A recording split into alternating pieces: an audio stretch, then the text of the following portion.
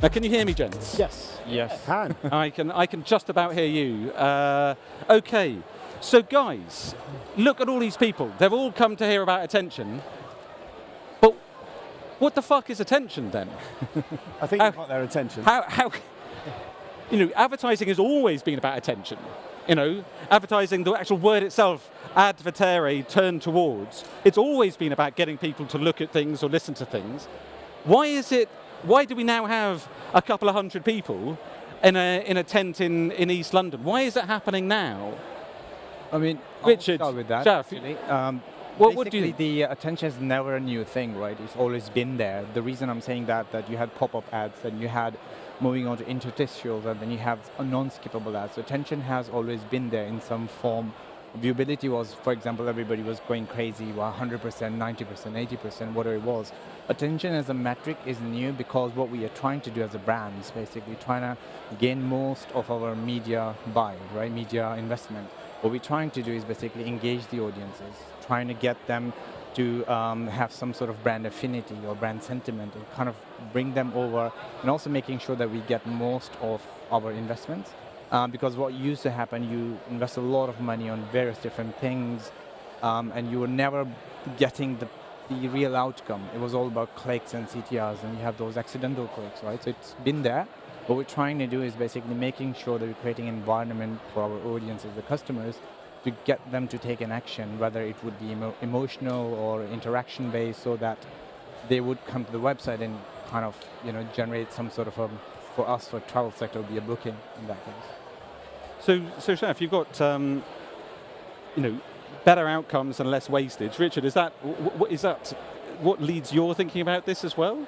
So I guess Shaaf made some good points. I think building on that, it's not a new metric. It actually feels like a healthy development for me as well. So moving away from clicks and stuff like that, which is quite a limited metric outside of paid search, is a really kind of positive thing. And particularly as I guess you're seeing a lot of kind of attribution models start to show that investing higher up the funnel is the right thing to do. Thinking about how much time you've got someone is a really kind of positive thing to do.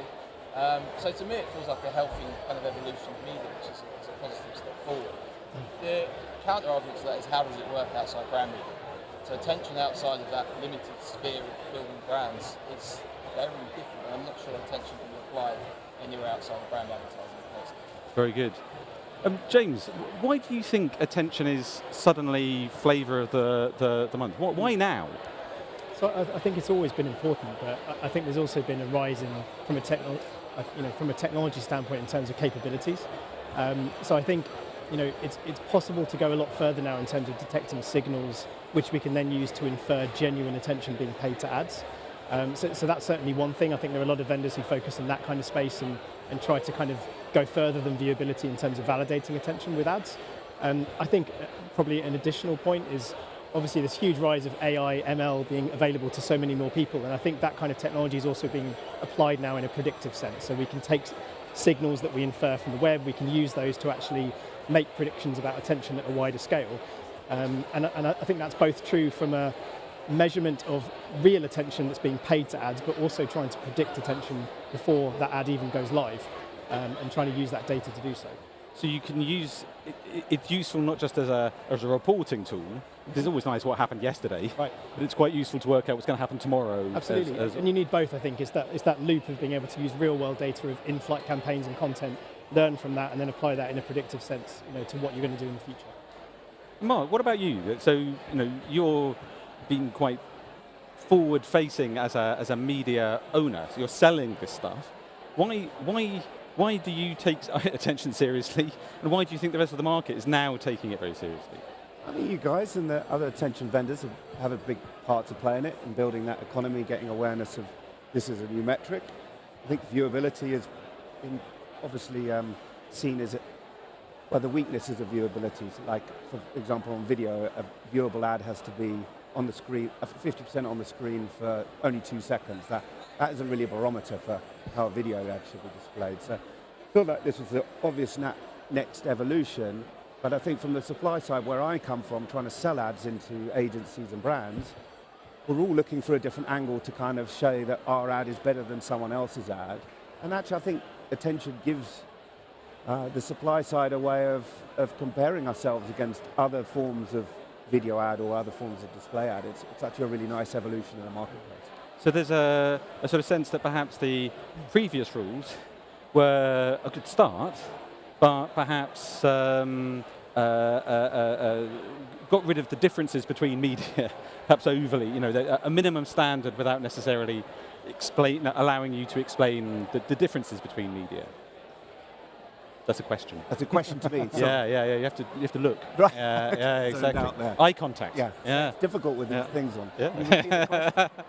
So it seems, one of the things that the viewability standards that you mentioned were a very good sort of minimum standard, but I think they were only ever intended as a minimum standard. Yeah.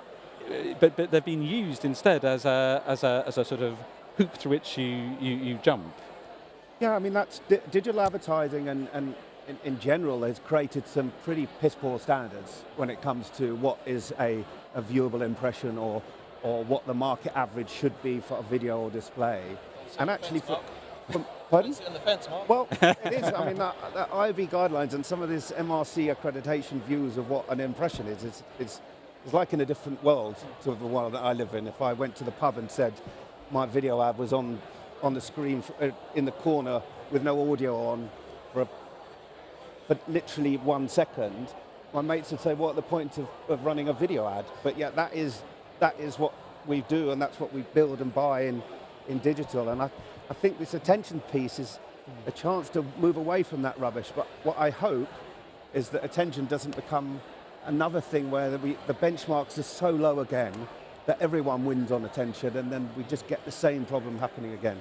Well, actually, I was going to put exactly that question to Shaaf and to Richard here. So, you've been talking about this as an evolution, but we could evolve and have exactly the same problems as we have currently. What are the drawbacks? What are the pitfalls? Richard, if I start with you and then move on to Shaaf, what are you worried about as the industry evolves? I think there's one thing, and we've kind of touched on it so far, is that consistency across different media formats and different media channels. But one of the biggest problems I face brand side is talking about media and how it relates to business performance. And if you're adding another metric in, telling that kind of singular story makes it really, really kind of difficult to do that. It also doesn't work for all channels. You think about attention, like stuff like audio, it's going to be very difficult for it to work to audio. So visual attention does have eye tracking doesn't work so well for the ears. Exactly. Exactly. I know you get something in your brain that's only really going to kind of figure it out. So I think that's a big flaw. And then the other thing is, and there is a lot of attention-based kind of ad formats out there, channels which operate in that space. You've got non-skippable ads. You've got the kind of ethical social networks where your contributions going towards charity based on viewing an ad. So it is already kind of starting to happen, but a lot of the formats around attention are actually quite forced. So how does that work from a brand building perspective, where you want people to like your advertising? How are you in the right environment? So there's a few kind of big obstacles to overcome as you start to think about attention. But on the flip of it, it is exciting. I think it's quite an interesting opportunity, a good evolution of media. And from a brand building perspective, and I know Dentsu will talk a little bit later on this, we work with Dentsu globally, the results are strong. So we've done quite a lot of testing in the attention space. It is driving strong performance, and Dentsu have done a lot of work with their different clients and stuff like that. For brand building metrics, this is a potentially strong way forward for the industry. Yeah. So Shaaf, I mean, EasyJet needs to build a brand, but you also have to get bums on seats of a plane. Yeah. And the performance metrics are also very important. I mean, what are the, we're all, again, look at all these people all listening and dicking around on their phones. They're probably actually asking questions, aren't you, on the app. But again, there are obvious benefits to this. People are making money out of it, but as a advertiser, it's your money. What are you worried about there? What are the pitfalls here? Sure. I mean, the main worry here, again, this becoming another sort of a viewability metric, right? So, but we do know that viewability more like device generated, and if you understand the attention based is on users taking an action. So it's interaction, which is massive advantage, because interactions leads to action, which can then lead ultimately to your bookings and revenue. Or then you have a creative that can generate the emotion, brand affinity, and we're trying to get attention to the audience. Always, of course, we have to fill the planes up. But what becomes a problem for us is that the quality of the inventory, we want to do it on an open and like a wider scale. So the scalability becomes a big issue here. I mean, I've seen a lot of studies or the providers as well, bar Dragonfly, because we were just chatting earlier. It was like basically, you have about 30, 50 grand and you're running a panel of 10, 20,000 people. But then you have to have consent, you have to have GDPR, you have to have all those things in place. So is it scalable at the moment? Maybe not, but if we start to look at from an angle that if you buy on a better quality of inventory, because for us it has to be scalability, rather than having those panel-based studies, which is good, it's all sensory read, you have eye tracking and various different actions which you can do via mobile phone, right? But it's quite expensive to run, and then we have to take these back to the business. At a board level, you think about that, well, if you're investing in marketing, it's a new thing. But what is the outcome? Are you generating enough sort of attention out there or getting awareness out there so that we can, one, have returning customers, two, do we get new customers? So that becomes sort of, how do you track it? How do you sort of, you know... Well, just to reassure you on that, and because we're on stage, one of the things that James was alluding to was a predictive model of attention. You take all that data from panels and then say, on average, ads on website A get more attention than website B, and then apply those predictive models. So you can get to scale and exactly that. And I think later on we'll be hearing from IAS, who have a partnership with ourselves and others, about how you can take their data and get attention predictions out of that. So that scale thing, that's my public announcement, guys. Set it in very BBC terms of like putting both sides, I think. But that you talked about, Shaaf, you talked about the inventory scoring. You know, some formats get noticed, some websites are more likely to deliver that, some media get much more attention than other media. But we haven't really talked about the creative very much, because that seems to be like a way of getting an unfair share of attention. I started my career at DDB, or BMP as it was before the millennium, and I built my entire career on making ads that people would notice more than the average ad. That's why you employ an ad agency. I mean, James, your company, Dragonfly, does an awful lot of creative testing. Yeah, absolutely. I mean, we're essentially kind of creative-centric in terms of the insights and analytics that we look at.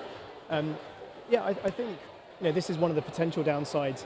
There's understandably a lot of emphasis on the media side and the inventory side, and I think that's absolutely justified. But I think that there is a risk of defining attention quite narrowly, and just thinking about high-value media, but losing sight of that creative, because attention doesn't stop at winning eyeballs. The next question you want to ask is my creative working hard for me in getting my message across, driving brand lift, actually encouraging, purchase intent or leading to conversion. So I think it's really important that we always have that awareness of that full spectrum of what attention actually means end to end for the consumer experience and what value that can bring to a brand. And I think they are quite distinct things. I know we might come on to the idea of currency at some point, but I think a currency certainly feels like a better fit for the media side, because there's a more balanced kind of, everyone can agree upon the value potentially of media that you're buying, but ultimately you've got control over the creative that you're inserting. And it's quite easy in a sense to predict the likelihood of people looking at a box on a screen. It can be an MPU-sized box or a DMPU, but essentially it's a box on a screen. Mm-hmm. What's inside the box has an impact on whether or not anyone notices these things. Yeah. Otherwise we wouldn't have the creative, would we? Yeah, exactly. Can you just quickly talk about how Dragonfly does that? What do you actually do to predict attention to the creative? Sure. So I mean, we tend to look at a couple of things. We tend to look at how well creative does at winning attention in different environments. So I think you already kind of mentioned that. But the second part is then once you have the eyeballs of an audience, how are you directing that attention within that creative to certain elements, and what kind of outcomes does that lead to? So we have attention algorithms that we've worked with Queen Mary University on. It's all biologically inspired based on how our brains actually process visual information rather than machine learning. So that's kind of our foundation. But then we use things like machine learning to understand how creative characteristics are linking with outcomes. Yeah. So we have our sort of biological basis, and then we build layers on top of that to try and understand. Any hints and tips that you can give away free? I mean, obviously you've paid a lot of money to come to the conference. You might as well get something out of this. What's the main driver? What would you? No, I can absolutely share some. I think it's fair to say there probably isn't a universal rule of how design will always lead to a certain outcome. I think that's just caveat today. But I mean, we've certainly seen correlation with the ability of creative to stand out within an environment, and, for example, click-through rates as a KPI that is one of the KPIs we look at. Also taking this idea of cognitive load. So this is actually quite an important concept. If you think about the visual hierarchy of a creative, you don't want to be overloading people. We have a limit in terms of our working memory, how many things we can take on in parallel when we're engaging with some content. So trying to limit the number of distinct things that you're trying to get across within an ad or any kind of creative. Less is more. Less is more, and I think none of these things are going to shock anyone. That they're good design principles, but I think being able to bring data to help you validate have you achieved those things, and certainly for brands operating in multiple environments, many different agency relationships, having some data-driven way of kind of monitoring and understanding, are we achieving what we think we're achieving creatively? Yeah. When I was making ads, we're aware of the hippo, the highest paid person's opinion. Right, exactly. And the hippo usually wanted to put an extra bullet point on the ad or something like that. Yeah. It's quite nice to have some evidence to say, well, thank you very much, sir, but I think this is going to reduce the effectiveness of the ad by 11%, and if that's what you want. But we're also talking about not just about creative, but other media. I mean, today we've got on stage people like JC Decaux talking about attention. We've got Will Page and Sir Martin Sorrell up on a second talking about Spotify and music and audio. We've got people from TV and things, other media. Richard, various people are doing cross-media stuff. And I was on stage at Cannes with the cinema people just last week. But how do you think, from the way you've been talking, the debate seems to be mainly about digital? Would you like to see it expanded? I think it has to for this to be successful. I think it's quite flawed if it doesn't look at different channels. And from my side, thinking back to the point I made a little bit earlier, media is often too far removed from business objectives. And that's not easy when you're trying to talk about extra budget. If you can't justify why you need the extra budget internally, that kind of becomes a bit of a problem. So for me, it absolutely needs to move in that direction. It's just really challenging. So how are you going to kind of compare those different channels and different formats? And it's quite a complex thing to do. But if media is going to take attention seriously, it absolutely kind of needs to start to do it. And that kind of like-for-like metric across different channels is absolutely essential to be able to do that, to enable you to tell a really clear story, to enable you to link to those business objectives, and also to compare apples to apples. Too often within media, we're comparing different things. And I think that's a big thing that's needed for it to I mean, presumably this must be a challenge for Digital Turbine, because you guys you sell everything now, don't you? I mean, but that desire to compare apples to apples across the whole of your inventory must be quite a big deal. Yeah, and I think it's we do see the attention kind of metrics coming out in digital. So comparing ourselves against other non-digital channels, we don't quite have that same challenge. Our challenge is to try and. But even within digital, there's sometimes use different languages. YouTube will report on one basis and Facebook on another, and then you guys a third. 100%, and that's for something like our channel, which is in-app video, which is relatively new to the marketplace. This is why it's such a great opportunity, because it actually gives you a way of comparing a new channel like ours with more traditional digital channels, and actually more of a level playing field when it comes to that outcome that is attention. Yeah, I think in terms of proving that attention is a metric that delivers outcomes, then that's kind of done. I think that's been done, hasn't it? If you deliver attention, people remember the ad, and then they get brand building. Yeah. From a brand perspective, absolutely. Yeah. But there's an argument to say in kind of mid-funnel, lower funnel, absolutely not. Maybe, so we're looking at different intent signals and stuff like that. And within the programmatic space, it's always kind of led with targeting, how efficient we are about targeting, never about the message and how that message is landing from a perspective. And that is a big flaw, kind of, that digital channels of the industry as a whole, in a way. Yeah. That's why it's changed recently, maybe, because the cookie's gone away. We've been chasing targeting stories for a decade. Weird and wonderful targeting stories that maybe not have any reality in life. And now that's gone away. Now we've gone back to maybe the principles of, is the ad seen by a human being, and all that kind of stuff. Which maybe is a change in the market. It's not always works for the same metric, like apples for apples. If you're saying, for example, would a 1 minute ad work on a TV similar to YouTube? Like YouTube mean attention span on what you're calling about 6 seconds and less. Then it's down to the creative agencies as well, isn't it? Like to create an ad that can be tweaked. For example, 5 seconds on a Facebook or 10 seconds on a YouTube channel. So that has to slightly differentiate between what a TV generates or what a YouTube generates. Well, finally, someone, with 2 minutes to go before we ask the question, we're finally getting on to this currency question, this apples to apples question. So it is about time that because this whole thing is about, do we need an attention metric? So perhaps before we go to the questions, with this idea then of a common currency, is that possible? And is it even desirable there? I mean, let's start with the buy side. So guys, Shaaf, do you want to build on the points that you were making there? Do we need to have a common currency of attention? I mean, not really as a common currency because we still don't know what it is at the moment, right? Everybody's measuring it differently, scalability and all these things you've been talking about, more like a sort of a trading or measuring platform rather than having a common currency, because how would you put a common currency on something which we are not really able to sort of measure properly? So my point would be like not to the currency, more like sort of a trading platform. Very good. Richard, would that work for you guys? Or do you need, because you were saying it would be, is it useful just as a bit of buying info, or does it have to be a currency across everything to be useful? So for me, I think within that kind of space, we spoke a little bit before about kind of unviewed ads and that kind of stuff as well, and touched on that. If you want this to be successful, I do think there needs to be an element of a currency there. Now it's going to be different across different channels. But if you're going to talk about attention being your main metric, you need to be buying media in the same way. Different types of campaigns at the moment, you're buying in a different way. So if you're running a brand campaign, this is a very crude example, you might focus on reach and frequency. Yeah. That then shift to something like attention. And how are you thinking about between the different types of campaigns? So I actually think, kind of agreeing but also disagreeing with Shaaf to an extent, I do think it would be helpful from a buying perspective. I think it's a useful thing to have in terms of that consistency of story. Otherwise, again, you're in the same position where you're trying to explain 8 different metrics and how you're getting efficiency from those, and that's not ideal. Very good. So I've been looking at the questions here, and it's good news. We seem to have answered most of them already, so that's good, which gives me a bit more time then to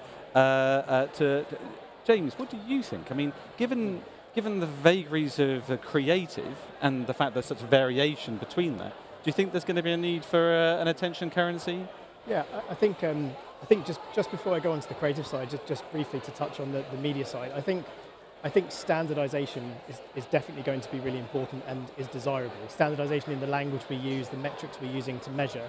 I think for it to be a currency, you sort of need this assumption that the value of that metric is kind of equal across channels for it to be a currency. Otherwise, you don't have that shared agreement of the value something is worth. Yeah. So I think potentially you might see standardization in language and measurement and techniques, which make it easier to buy across, but maybe there's fluctuations in price based on channel for that currency. This is certainly something that the IAB in the States is leading on.